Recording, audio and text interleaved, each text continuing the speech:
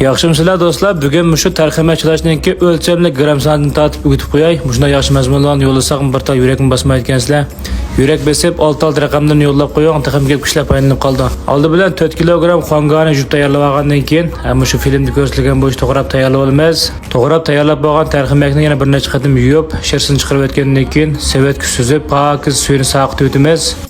Ondan aqlab olgan samsoqdan yo'g'on qilib 200 gram samsoqni shilib tayyorlab olamiz.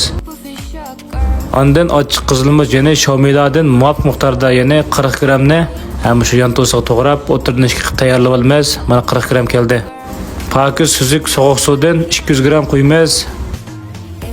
Qora ochiq suv yana shu mezlik bo'lgan shang suvdan 1 kilogram shang suv quyamiz. Bundan keyin oq ochiq suvdan 500 gram oq ochiq suv jalab quyamiz. Dungo janyodan 200 gram quyamiz. Shangchodan 100 gram shangchoni jalab quyib hamda ushaq donchilik oq shakardan 200 gram solamiz. Tuzning miqdori faqat 50 gramla bo'lsa bo'ldi.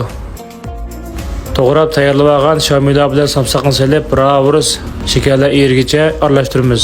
Kenidan tayyorlab olgan tarximakni solib, ravurus 2 minut aralashtirib o'tgandan keyin ustini bo'shanma bilan nem etib 24 soat to'g'izib o'tgandan keyin iste'mol